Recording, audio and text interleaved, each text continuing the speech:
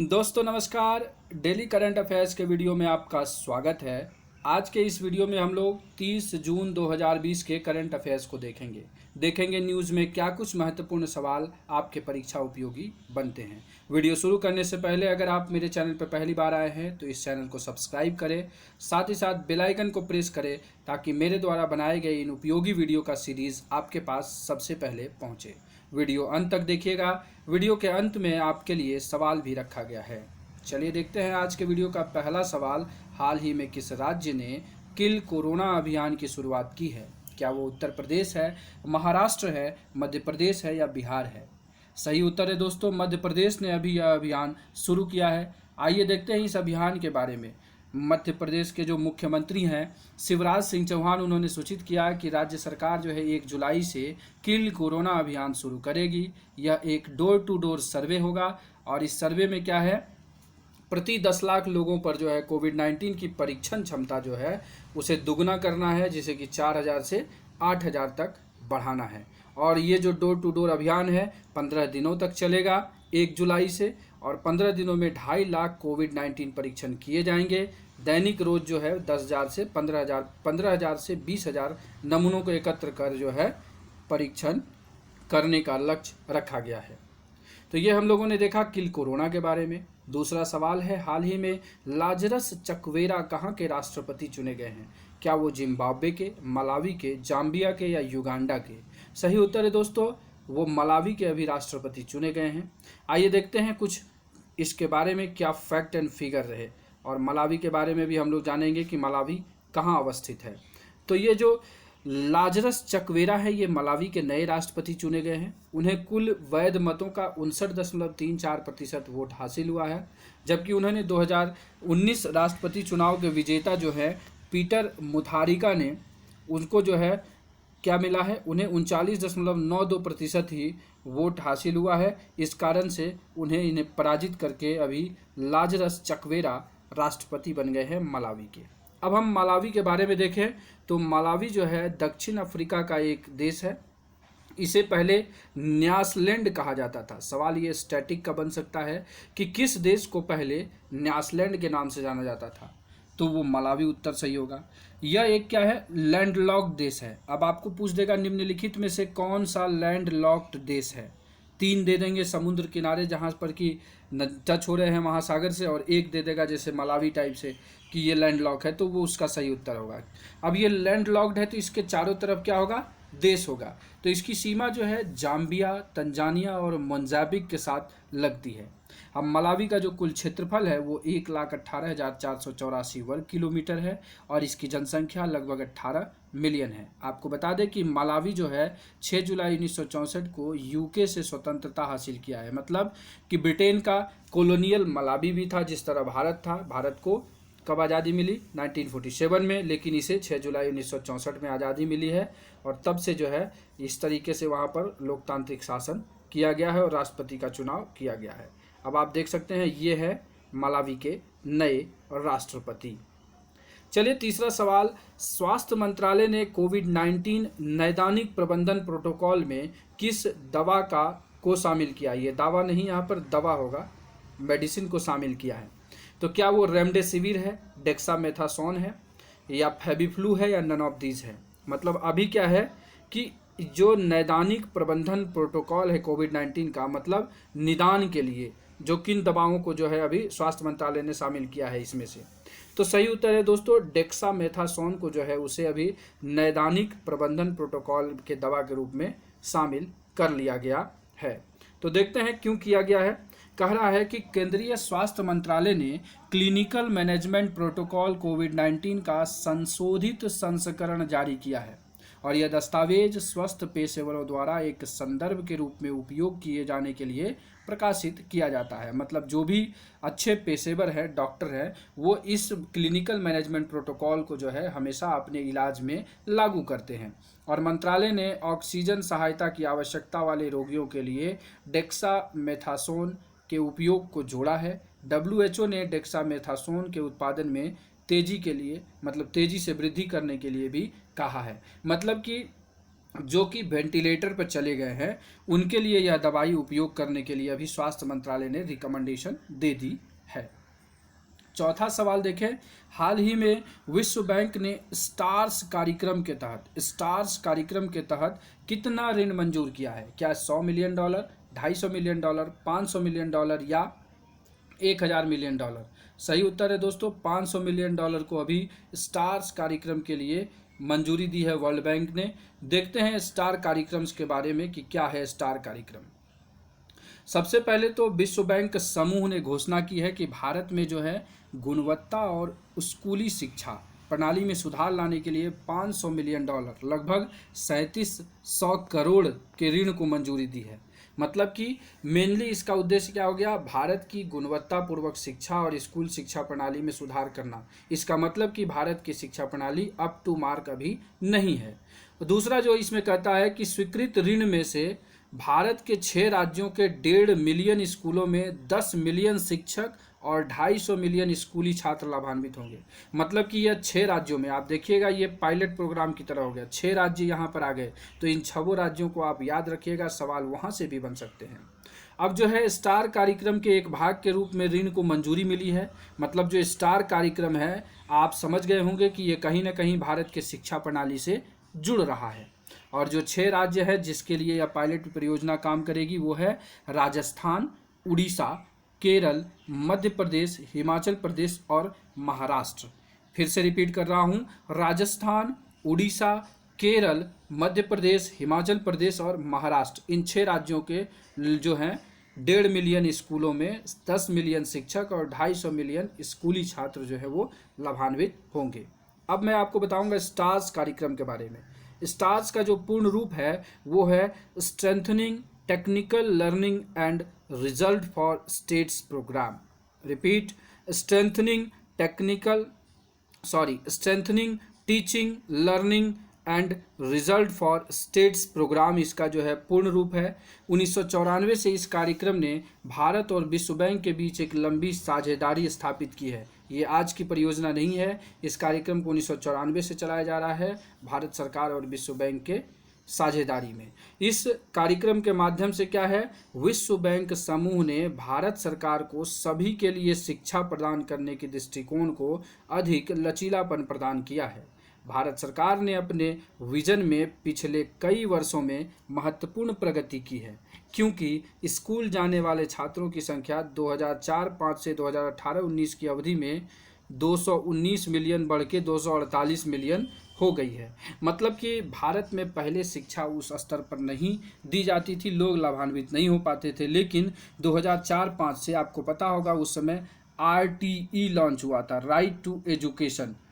ठीक है, इसके तहत जो है सभी को शिक्षा, मुफ्त शिक्षा की जो व्यवस्था की गई थी, तो उसके बाद से जो है भारत में शिक्षा के प्रति ड्रास्टिकली चेंज हुआ है और 219 मिलियन से बढ़ करके 248 मिलियन जो है छात्रों की संख्या 2018-19 तक हो गई है। तो ये हम लोगों ने स्टार्स कार्यक्रम को पूरा देखा। अगला सवाल ये आप लोगों देखिए, 500 million for education world bank के लिए। अगला सवाल है, हाल ही में दुनिया की सबसे पहली या सबसे बड़ी प्लाज्मा थेरेपी परीक्षण प्लेटिना कहाँ शुरू की गई है? मतलब कि प्लाज्मा थेरेपी परीक्षण जो है उस विधि को प्लेटिना नाम दिया गया है। ये कहाँ पर शुरू की गई है? क्या ये दिल्ली है, उत्तर प्रदेश है, मध्य प्रदेश है या महाराष्ट्र है? सही उत्तर है दोस्तों महाराष्ट्र में इस प्लेटिना जो है परीक्षण को शुरू किया गया है। महाराष्ट्र सरकार जो है 29 जून को विश्व की सबसे बड़ी प्लाज्मा थेरेपी परीक्षण परियोजना शुरू कर दी है और परियोजना का नाम जो है उसे प्लेटिना दिया गया है और इसे मुख्यमंत्री उद्धव ठाकरे द्वारा शुरू किया गया है। इसमें कहा क्या गया है, इस परीक्षण परियोजना के लिए भारतीय चिकित्सा अनुसंधान परिषद ने महाराष्ट्र सरकार के 21 कोविड-19 अस्पतालों में भर्ती हुए कोविड-19 पॉजिटिव रोगियों में प्लाज्मा थेरेपी आयोजित करने की स्वीकृति दी गई है। मतलब कि उनमें प्लाज्मा थेरेपी से कोविड-19 से जो भी संक्रमित हैं उनका इलाज किया जाएगा। अब आइए देखते हैं कि ये होता क्या है। पहले हम देखते हैं कि ये प्लाज्मा थेरेपी होता क्या है। प्लाज्मा थेरेपी क्या है? इसमें एक व्यक्ति जो कोविड-19 के संक्रमण से सफलतापूर्वक उबर चुका है वो अपना प्लाज्मा दान देता है। प्लाज्मा क्या? ब्लड सेल्स है, ठीक है, वो प्लाज्मा को दान देता है। दान देने से क्या होगा, कोविड-19 के मामले में कॉन्वेल्सेंट प्लाज्मा का उपयोग जो है कोविड-19 वायरस से पीड़ित रोगी में एंटीबॉडी को स्थानांतरित करने के लिए किया जाता है और यह कोविड-19 वायरस से लड़ने के लिए रोगी के शरीर को समान एंटीबॉडी विकसित करने में मदद करता है। मतलब प्रोसेस आपको बता दें कि ये मान लीजिए कि ये बीमार व्यक्ति था कोविड-19 से, लेकिन ये हॉस्पिटल गया और इसने रिकवरी कर ली और फिर उसी हॉस्पिटल में बी नाम का जो है वो कोरोना से पीड़ित व्यक्ति आया, तो इसके प्लाज्मा को इसके अंदर इंटर कराने से क्या होगा, इसके अंदर भी वो एंटीबॉडी जो है डेवलप होगा और ये भी कोरोना से ठीक हो जाएगा। सिंपल सा है ये प्लाज्मा थेरेपी। अब हम लोग प्रोजेक्ट प्लेटिना के बारे में देख लेते हैं। ये क्या है? कोविड-19 पॉजिटिव रोगियों के लिए एक निश्चित उपचार या दवाओं के अभाव में कॉन्वेल्सेंट प्लाज्मा थेरेपी ने दुनिया भर के रोगियों पर उत्साहजनक परिणाम दिखाए हैं। मतलब इस प्लाज्मा थेरेपी ने क्या किया है, इस बीमारी में अच्छा काम किया है। इस कारण जो है महाराष्ट्र जो है इस महामारी से सबसे ज़्यादा प्रभावित है भारत में, आपको पता होगा, और इसीलिए यहाँ पर जो है प्लेटिना के तहत परीक्षण किया जा रहा है और कॉन्वेल्सेंट जो भी प्लाज्मा थेरेपी है उसका उपयोग एक मजबूत डेटा बनाने में किया जाएगा। तो ये इसका थीम निकाला गया है। तो ये हम लोगों ने देखा प्रोजेक्ट प्लेटिना के बारे में। आगे देखते हैं, हाल ही में भारत ने किस देश के साथ एक जल विद्युत परियोजना के लिए रियायत समझौता किया है? क्या ये बांग्लादेश है, नेपाल है, भूटान है या श्रीलंका है? सही उत्तर है दोस्तों, भूटान के साथ जो है अभी ऐसा किया गया है। आपको बता दें कि जो खोलांगचू, ठीक है, खोलांगचू हाइड्रो एनर्जी लिमिटेड और भूटान की रॉयल सरकार के बीच एक रियायत समझौता हुआ है। रियायत समझौता में क्या कहा गया है? भूटानी सरकार के अधिकार क्षेत्र के भीतर, मतलब भूटान में अवस्थित है यह खोलांगचू पनबिजली परियोजना, ठीक है, उसमें जो है एक समझौता किया गया है और ये कहा गया है कि भूटान की राजधानी थिम्पू में रियायत समझौते पर हस्ताक्षर किया गया। और इस समझौते पर जो है कौन भारत की तरफ से गए होंगे? विदेश मंत्री एस जयशंकर ने भाग लिया है। ये डिजिटली तौर पर हुआ है कोविड-19 की इस महामारी के दौर में। अब आप देख सकते हैं ये है वो कौन सा, खोलांगचू परियोजना। अब कुछ और इसके बारे में जान लें तो ये खोलांगचू पनबिजली परियोजना जो है, यह परियोजना पूर्वी भूटान के तांगसांग जिले में खोलुंगचू नदी पर स्थित है और ये पनबिजली परियोजना जो है 600 मेगावाट की है और जो इसे 2025 की दूसरी छमाही तक पूरा करने की उम्मीद है। अब ये जल विद्युत परियोजना जो है इसके कार्यान्वयन और विकास के लिए 12 जून 2015 को भूटान के ड्रुक ग्रीन पावर कॉरपोरेशन और भारत के सतलज जल विद्युत निगम लिमिटेड के बीच एक संयुक्त उद्यम का गठन किया गया था। तो हम लोगों ने इस खोलांगचू पनबिजली परियोजना के सारे पहलू को कवर कर लिया है। चलते हैं अगले सवाल पर। हाल ही में PMFME योजना का उद्घाटन किसने किया है? आपको PMFME का फुल फॉर्म आगे बताया जाएगा। अगर आपको पता है तो आप आसानी से इसे कर सकते हैं। सवाल का उत्तर है नरेंद्र मोदी, डॉक्टर हर्षवर्धन, हरसिमरत कौर बादल या नितिन गडकरी। सही उत्तर है दोस्तों, हरसिमरत कौर बादल ने इसका उद्घाटन किया है PMFME का। अब देखते हैं हम लोग PMFME के बारे में। तो आत्मनिर्भर भारत के तहत क्या किया गया है? एक भाग के रूप में इसे शुरू किया गया है। नाम है प्रधानमंत्री सूक्ष्म खाद्य प्रसंस्करण उद्यम। फुल फॉर्म अगर देखें इंग्लिश में, prime minister formalisation of micro food processing enterprises. तो ये अभी इसलिए है क्योंकि आपको जो है खाद्य प्रसंस्करण मंत्री हैं अभी हरसिमरत कौर बादल, उन्होंने इस योजना की शुरुआत की है। योजना में क्या होगा? 9 लाख कुशल और अर्ध कुशल रोजगार सृजित होंगे और योजना के तहत कुल निवेश 35,000 करोड़ रुपए है और योजना के तहत देश भर में 8 लाख सूक्ष्म खाद्य प्रसंस्करण इकाइयाँ लाभान्वित होंगी। ये हम लोगों ने देखा क्या PMFME के बारे में। अब इसका जो उद्देश्य है ठीक उसी प्रकार से उद्देश्य यहाँ पर आपको ये मेंस में अगर कहीं पर लिखना हो तो आप इस पॉइंट को सीधा सीधा उपयोग कर सकते हैं कि योजना का उद्देश्य देश में स्थानीय और संगठित खाद्य प्रसंस्करण इकाइयों का समर्थन करना है, वित्त के रूप में सहायता देती है और सहायता प्रणालियों की क्षमताओं को मजबूत करना, राजस्व लक्ष्यों में वृद्धि, आदिवासी जिलों में मामूली उत्पादन पर ध्यान केंद्रित करना आदि। इस योजना के माध्यम से क्या होगा, असंगठित जो है खाद्य प्रसंस्करण इकाइयों के औपचारिक क्षेत्र में परिवर्तन के लिए किया जाएगा। और योजना में कुल खर्च 10,000 करोड़ का होगा। योजना 2020 से 2021 से लेकर 24-25 अगले 5 वर्षों तक लागू होगी। सवाल यहाँ से प्री में बन सकते हैं कि केंद्र और राज्य सरकार जो है 60:40 के अनुपात में खर्च साझा करेगी, मतलब 60% केंद्र देती है और 40% राज्य देगी। वहीं हिमालयी और उत्तर पूर्वी राज्यों में क्या होगा, 90% केंद्र देगी और 10% कौन देगा, वहाँ के राज्य देंगे। और जब हम केंद्र शासित प्रदेशों में आएंगे तो पूरी की पूरी जो है 100% कौन देंगे, केंद्र सरकार उसमें देगी। ये हम लोगों ने देखा इस योजना के बारे में, PMFME योजना के बारे में। 8वां सवाल है, भारत में पहला प्लाज्मा बैंक कहाँ पर स्थापित किया जाएगा? क्या ये महाराष्ट्र है, कोलकाता है, गुजरात है, दिल्ली है? सही उत्तर है दोस्तों, दिल्ली में अभी जो है इसको पहला प्लाज्मा बैंक स्थापित किया जाएगा। कहाँ पर? तो प्लाज्मा बैंक जो है institute of liver and biliary science ILBS में स्थापित किया जाएगा। दिल्ली के लोक नायक जयप्रकाश नारायण अस्पताल में 35 लोगों को प्लाज्मा थेरेपी दी गई थी, उसमें 34 लोग जीवित हैं। इस कारण से जो है ये प्लाज्मा बैंक यहाँ पर बनाया जा रहा है, क्योंकि ये प्लाज्मा थेरेपी जो है कोविड-19 की बीमारी में काफ़ी ज़्यादा असरदार साबित हो रहा है। चलिए देखते हैं 9वां सवाल, हाल ही में सांस्कृतिक सद्भाव मंडप का उद्घाटन कहाँ पर किया गया है? तो सांस्कृतिक सद्भाव मंडप का उद्घाटन क्या गोरखपुर में, रामपुर में, नोएडा में या लखनऊ में? उत्तर से पता चलता है यूपी में कहीं किया गया है। कहाँ पर? तो ये रामपुर में किया गया है। अब क्या है इसका उद्देश्य, इसके बारे में देख लेते हैं। है कि केंद्रीय अल्पसंख्यक कार्य मंत्री श्री मुख्तार अब्बास नकवी, यहाँ पर आप देख रहे होंगे, इन्होंने जो है रामपुर में इस सांस्कृतिक सद्भाव मंडप का उद्घाटन किया। अब नाम देखिए, यहाँ पर सांस्कृतिक सद्भाव मंडप है, मतलब किसी न किसी प्रकार से वहाँ पर कल्चरल एक्टिविटीज़ होंगे जिससे कि एक दूसरे में जुड़ाव होगा। तो वही चीज़ यहाँ पर है। इस सांस्कृतिक सद्भाव मंडप में कौशल विकास की ट्रेनिंग, विभिन्न आर्थिक, सामाजिक, सांस्कृतिक गतिविधियाँ, कोचिंग, कोरोना जैसी आपदा में लोगों को राहत देने की व्यवस्था एवं खेलकूद जैसी गतिविधि की जाएगी। मतलब सांस्कृतिक जो गतिविधियाँ हैं वो की जाएंगी। जो लोग यूपी की तैयारी कर रहे हैं, यूपी का एग्ज़ाम में अपीयर होना चाहते हैं, तो उनके लिए यह सवाल काफ़ी महत्वपूर्ण बन जाता है।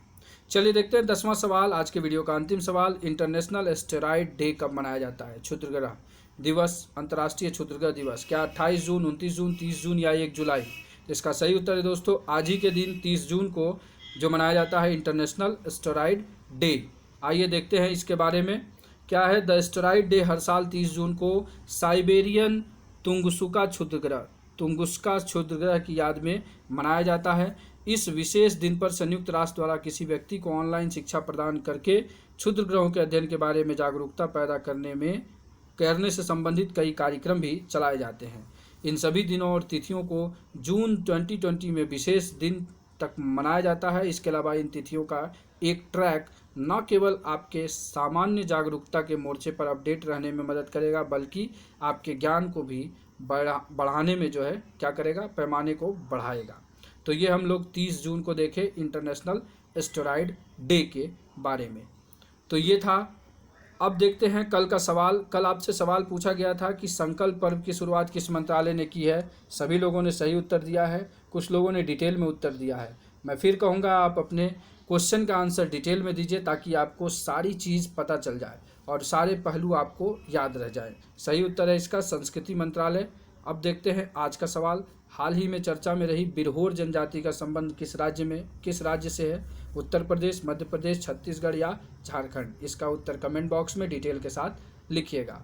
अब वीडियो को यही समाप्त करते हैं। वीडियो अच्छा लगा हो तो लाइक करिए, साथ ही साथ दोस्तों के बीच शेयर करिए, क्योंकि sharing is caring and caring gives you happiness. And at last, thanks for watching this video.